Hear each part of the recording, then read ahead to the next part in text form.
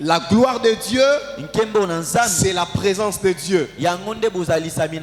Moïse qui va demander encore à Dieu de lui faire voir sa gloire, sa présence. C'est parce que Moïse savait qu'on ne peut jamais s'habituer de la présence de Dieu. Les dieux qu'il avait rencontrés au buisson ardent, le Dieu que Moïse avait rencontré 40 jours, 40 nuits du haut de la montagne, qu'on ne s'habitue pas de lui, c'est-à-dire de sa présence. Par là, j'ai commencé à nous dire cette première vérité. On ne s'habitue pas de la présence de Dieu. Alléluia. Je nous ai aussi parlé de l'habitude de la présence de Dieu. Et quand je parle de l'habitude, c'est que c'est une mauvaise habitude. Vous devez savoir que lorsque on s'habitue de la présence de Dieu, l'habitude tue le respect pour Dieu. L'habitude tue la considération pour Dieu. Et l'habitude tue le divin. Je répète, on ne s'habitue pas de la présence de Dieu. Moïse pouvait dire que tant de fois Dieu me parle. Alors je connais s'il y a tel signe, s'il y a telle orientation, c'est que c'est Dieu qui m'a parlé.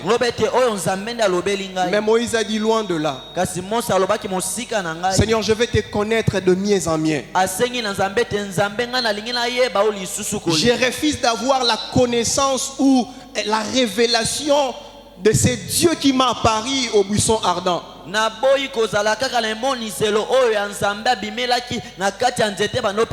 Parce que tu n'as pas seulement une facette. Si au buisson ardent tu étais apparu comme un fait dévorant, mais tu n'es pas toujours le fait dévorant. Mais tu es aussi un Dieu lent à la colère, riche en bonté. Tu es aussi un Dieu qui ne se répand pas de ses dons. Mais tu es aussi un Dieu plein d'amour. Alors je refuse d'avoir la seule révélation par rapport à ce que tu es. Mais chaque jour où nous cheminons avec toi, j'aimerais te connaître de mieux en mieux. Mais telle doit être aussi notre motivation de chaque jour. De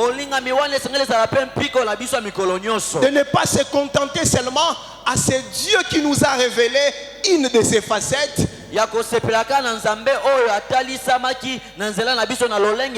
qui est sa fidélité. Mais tu oublies aussi ce Dieu-là, c'est aussi un Dieu qui est bon. Tu oublies que ce Dieu-là, c'est aussi un Dieu jaloux. Alors fais-moi voir ta gloire. Parce que je refuse de m'habituer de ta présence. L'habitude tue le respect pour Dieu.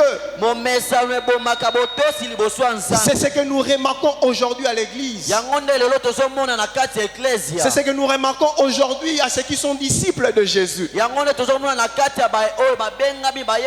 Tellement qu'on s'est habitué de Jésus. Le respect pour Jésus a diminué. Alléluia. Amen. Nous ne savons plus respecter le Seigneur parce qu'on s'est habitué avec lui. Nous sommes dans la présence de Dieu, mais tu verras quelqu'un qui est en train de manger, qui est en train azolia bazoka na présence nzambe. D'autres aussi, il fait des selfies. Alléluia. Parce qu'après kilt, il doit poster sur ses statuts et jeter dans la présence de Dieu. On ne se manque pas de Dieu, mes frères et sœurs. Alléluia. Amen. On a perdu le respect. La deuxième des choses, nous perdons la considération. Tellement qu'on s'est habitué. Et en parlant de considération, comment nous pouvons comprendre que la considération pour Dieu a diminué? C'est si la présence de Dieu n'est plus une priorité pour toi. Si d'autres choses sont devenues une priorité que la présence de Dieu.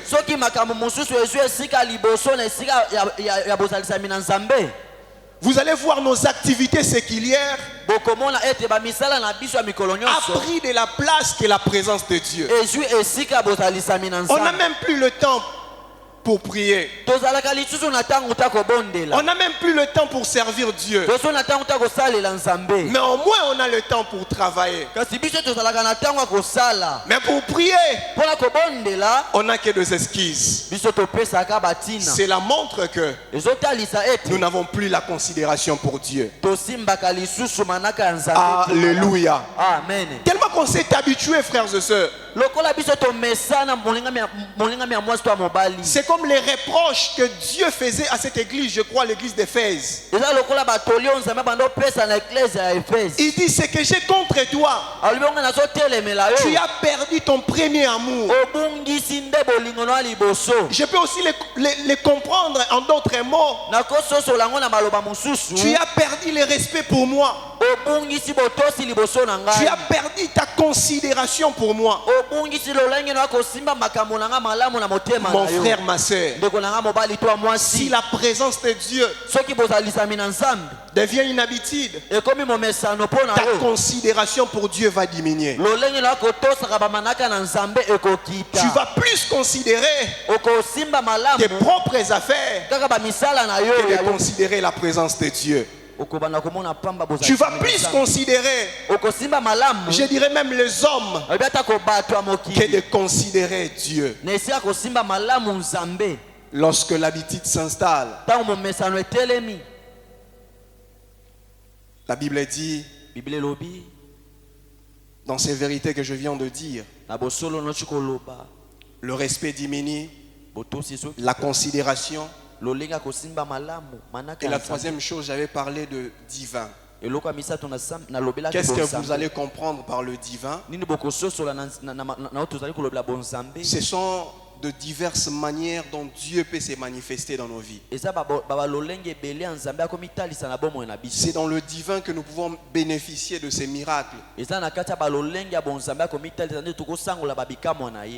Mais bien de fois, nous passons à côté du divin. Parce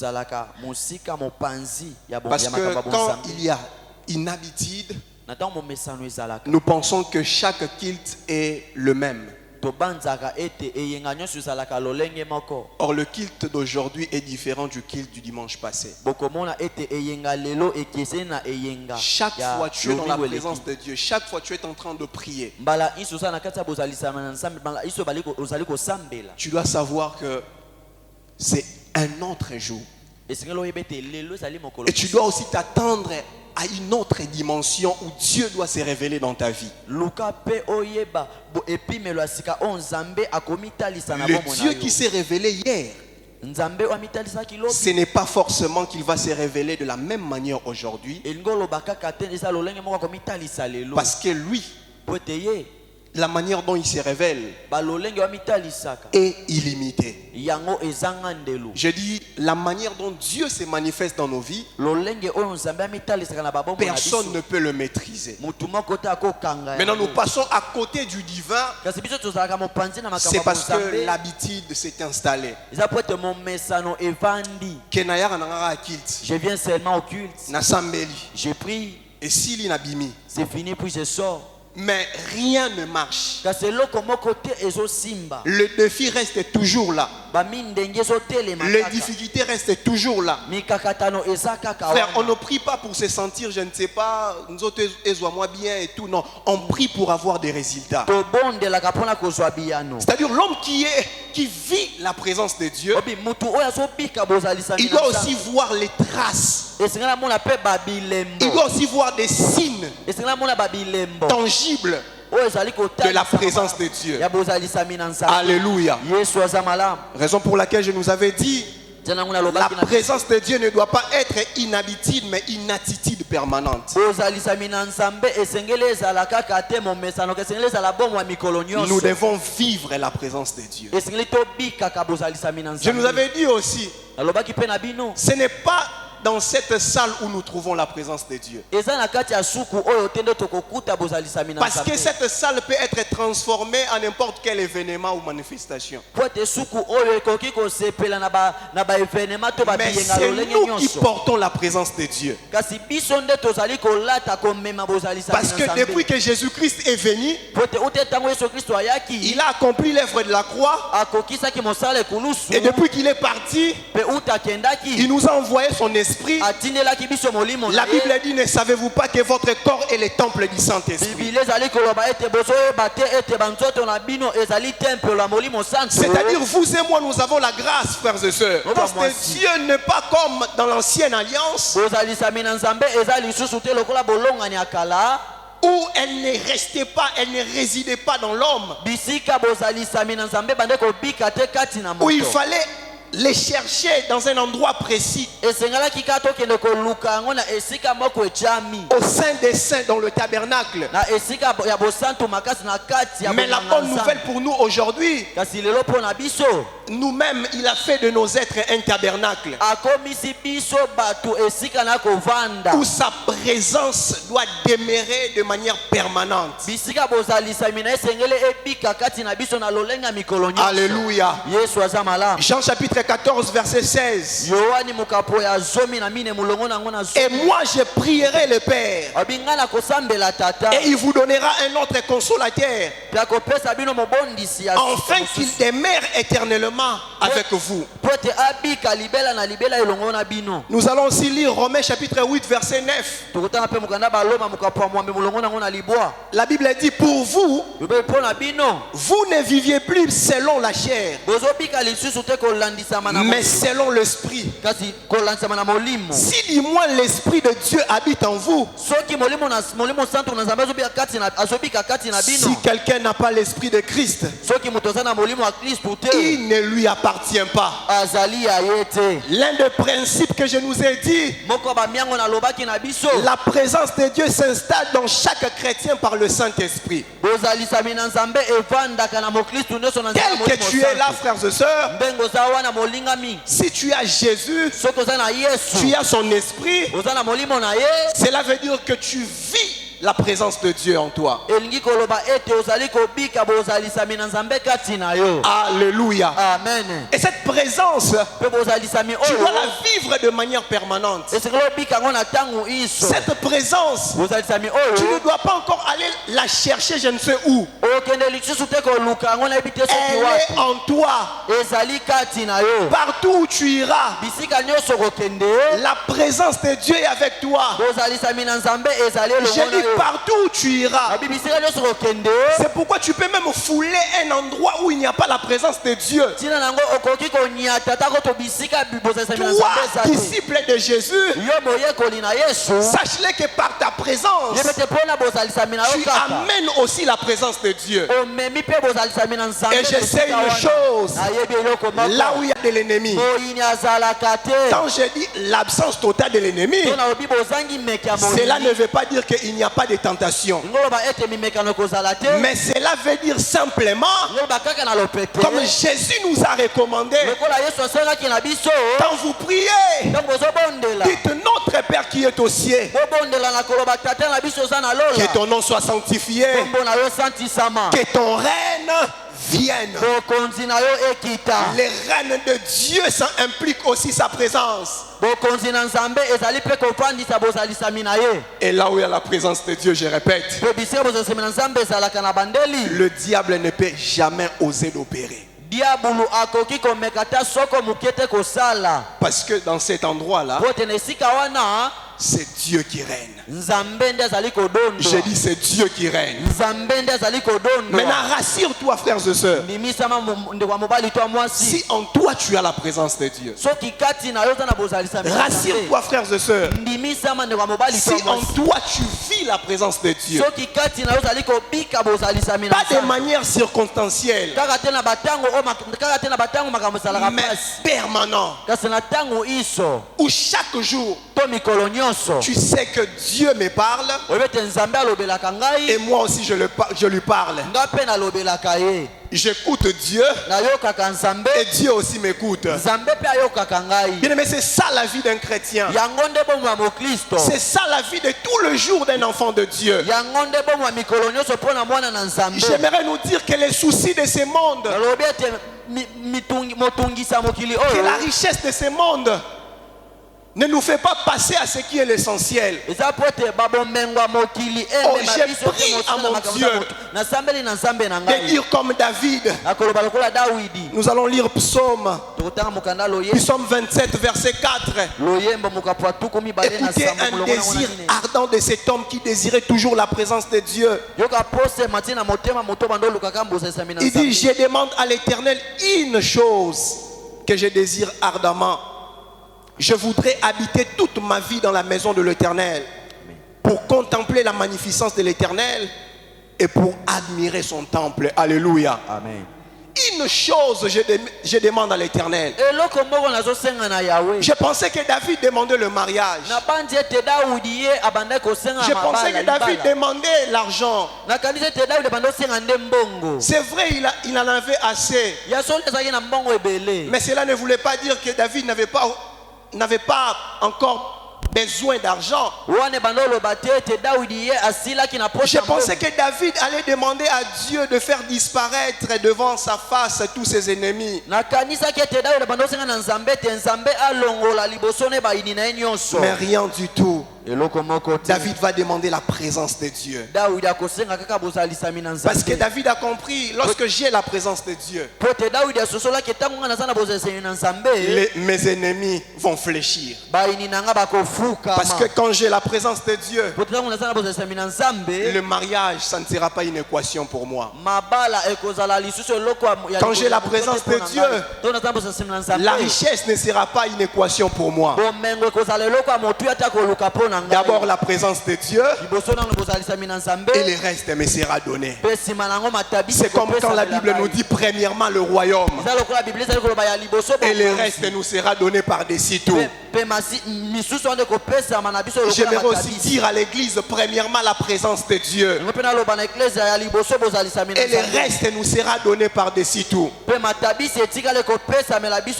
Alléluia. Alléluia. Mais aujourd'hui j'aimerais nous ramener dans le Nouveau Testament.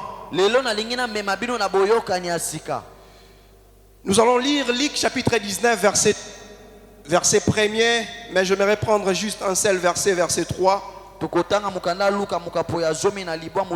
connaissez très bien cette histoire, l'histoire des Zachée qui voulaient rencontrer Jésus. Mais ce qui va nous intéresser, c'est le verset 3, juste une phrase. Alléluia. Regarde la personne qui est à côté. Dis-lui la présence de Dieu. Luc chapitre 19 verset 3.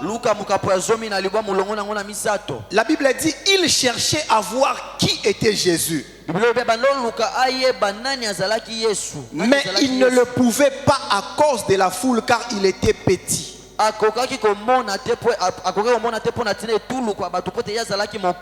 D'autres versions disent petit de taille.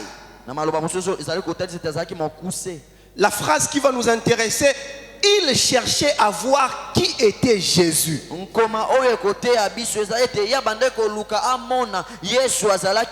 Est-ce que vous pouvez répéter après moi? Il cherchait à voir qui était Jésus. Il cherchait à voir qui était Jésus. Alléluia. Amen.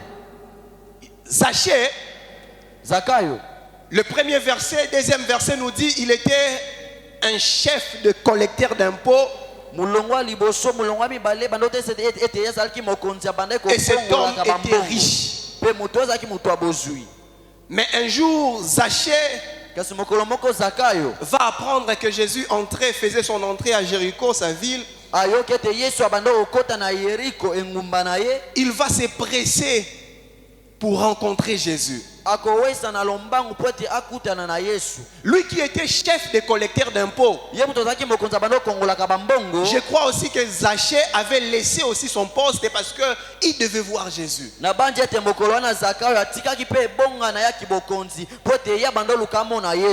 Mais nous allons examiner un peu cette phrase. La Bible dit Zaché cherchait à voir qui était Jésus. La Bible ne dit pas Zaché cherchait Jésus. Mais il cherchait à voir qui était Jésus. Alléluia. Alléluia. Vous devez savoir la signification d'abord de chercher. Ça signifie désirer. Et à part ça, il y a un autre verbe voir. Et ce verbe en grec signifie faire connaissance. Déjà là vous comprenez. Zaché cherchait à voir. Chercher signifie désirer. Voir signifie faire connaissance. De qui était Jésus? Qu'est-ce que cela veut dire, mes frères et sœurs? Zaché, il désirait à faire connaissance avec Jésus. Zaché désirait de connaître Jésus de mieux en mieux. Et je nous ai dit que la présence de Dieu implique une connaissance progressive de Dieu. Par là, vous allez comprendre que Zaché ne cherchait pas seulement comme toute la foule qui venait aussi voir Jésus. Juste car pour na kotala ba moni kaka Yesu. Ah Yesu ngo yeyo azalaka ni na tayo yo non. Mais Zaché cherchait plus que ça. Je répète. Zaché, il n'était pas venu comme toute la foule qui entendait parler de Jésus. Et quand l'occasion s'est présentée, Jésus venait dans leur ville. La foule est sortie à sa rencontre pour voir Jésus.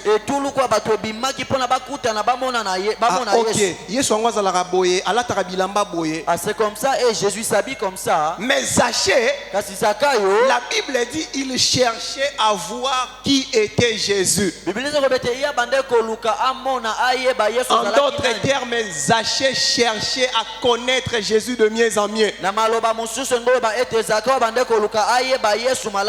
Alléluia. Qu'est-ce que j'aimerais encore nous dire? Zaché ne cherchait pas Jésus pour ce qu'il avait. Mais Zaché cherchait Jésus pour ce qu'il était. Alléluia. Je répète.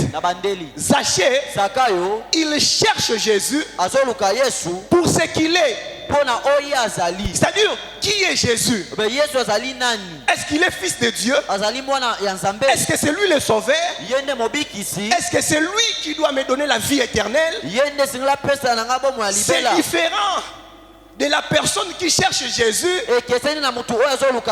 Parce que hier, il a multiplié le pain. Alléluia. Par là, qu'est-ce que je veux dire à l'église? Trop souvent, nous venons dans la présence de Dieu. Nous cherchons Jésus pour ce qu'il a et non pour ce qu'il a. Amen. Aujourd'hui, plusieurs personnes à l'église, ils cherchent Jésus pour le mariage. Ils cherchent Jésus pour le voyage. Ils cherchent Jésus pour le travail. Et non chercher Jésus pour ce qu'il est. Frères et sœurs, Jésus n'est pas le mariage.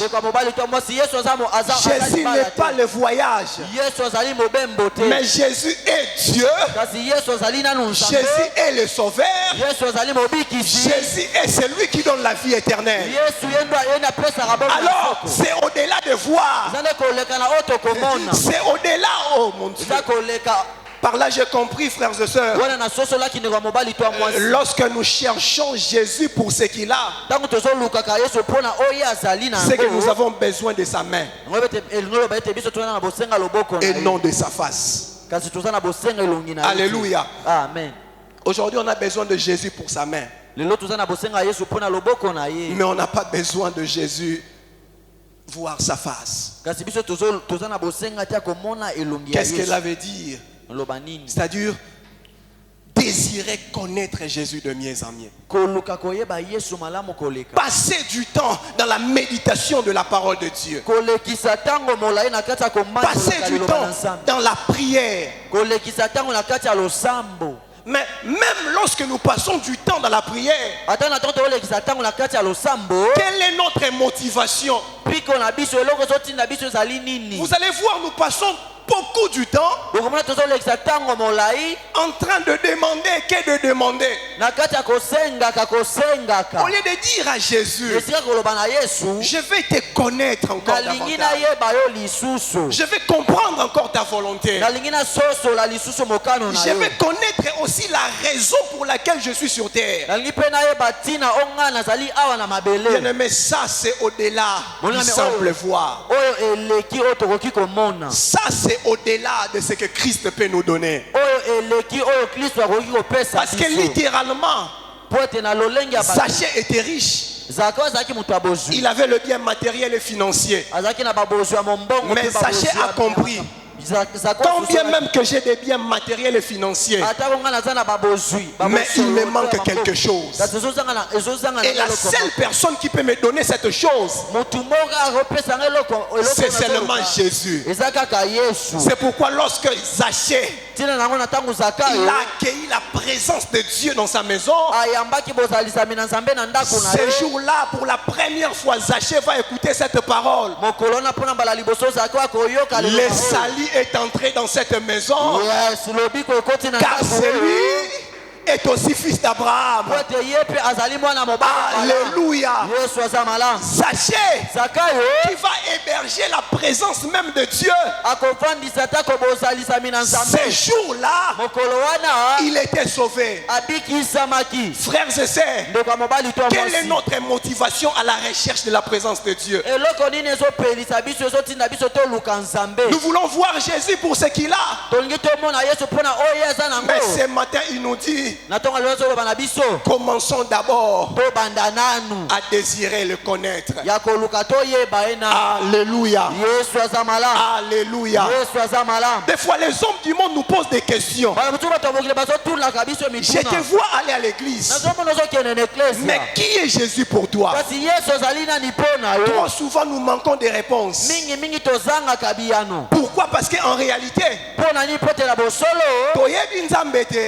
nous ne connaissons pas Dieu. En réalité, nous ne connaissons pas Jésus. Alléluia. Amen. Qui avant de venir ici a même médité un passage de la Bible? Pourquoi? Parce qu'on s'est dit qu'on est à l'église. La semaine, as-tu ouvert ta Bible? Yes, tu as ouvert la Bible que tu as ouvert aujourd'hui. Nous ouvrons nos Bibles. Que lorsque un orateur nous dit, nous allons lire dans Luc chapitre 19 verset 3.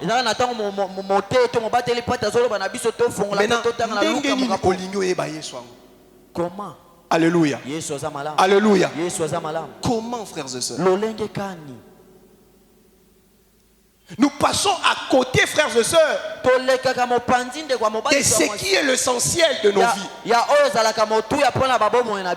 Frère, ce qui est essentiel, j'aimerais lire ces passages.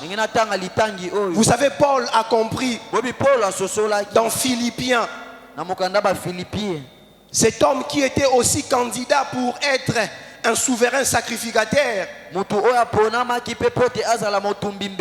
Mais un jour, il a compris que toutes ces choses n'étaient que de la boue. Mais ce qu'il voulait, c'est de connaître le Seigneur. Philippiens chapitre 3. Le verset 7. Mais ces choses qui étaient pour moi des gains, je les ai regardées comme une perte à cause de Christ. Et même je regarde toutes ces choses comme une perte à cause de l'excellence de la connaissance de Jésus-Christ mon Seigneur, pour lesquels j'ai renoncé à tout. Et je le regarde comme de la boue afin de gagner Christ. Alléluia. C'est Paul qui parle, frères et sœurs. Il dit, ces choses qui étaient pour moi un gain, aujourd'hui je les regarde comme de la boue à cause de Christ. Et même je regarde toutes ces choses comme une perte à cause de l'excellence de la connaissance de Christ. Donc tout ce que Paul désirait, c'est de connaître de mieux en mieux Jésus tous les jours de sa vie, frères et sœurs. Vous savez, lorsque nous avons une connaissance progressive de Jésus, nous allons aussi nous connaître nous-mêmes. Alléluia.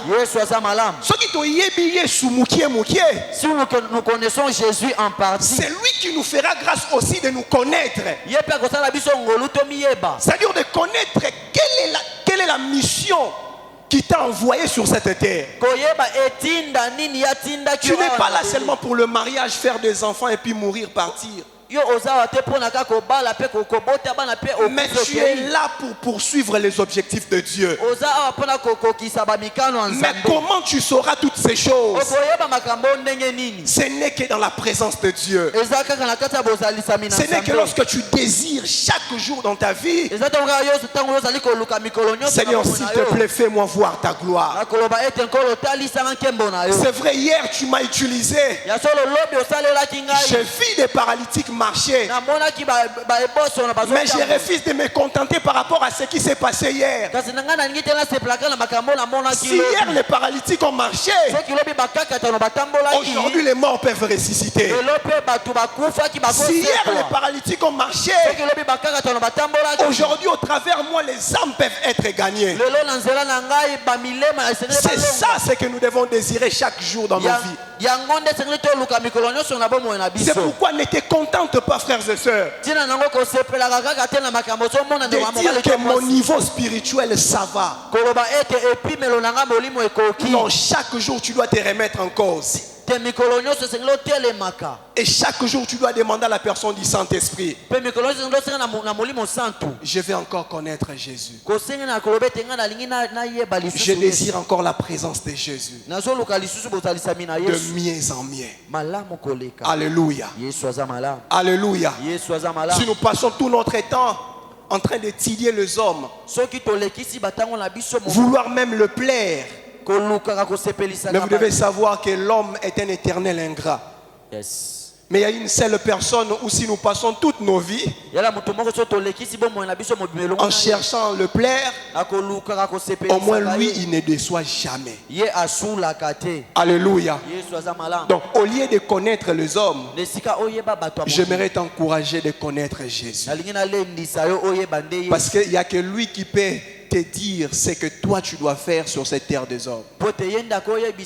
Il n'y a que lui qui connaît les projets de paix et non de malheur qu'il a formé pour toi. Mais comment tu vas connaître le projet de paix si tu es hors sa présence? Église de Dieu, ce message est sorti pour que ces mauvaises habitudes nous quittent définitivement. Afin de ne plus considérer la présence de Dieu comme un acquis, mais de considérer cette présence comme une vie de tous les jours. Je nous avais dit, si la présence de Dieu, nous la considérons comme quelque chose où nous devons trouver quelque part, vous n'aurez pas de vie de prière partout où vous vivez. Vous aurez cette impression que pour prier il faut venir en ces lieux. Je n'ai pas seulement besoin de me retrouver en ces lieux pour me connecter à Dieu, mais partout où je suis, parce que la présence de Dieu est partout. Je me connecterai à Dieu et il m'écoutera. Partout où je suis, dans ma chambre, Dieu va m'écouter. Sur la montagne, Dieu va m'écouter. Il n'y a pas un endroit approprié où on doit prier, où les hommes peuvent vous dire qu'il n'y a qu'ici où vos prières seront exaucées.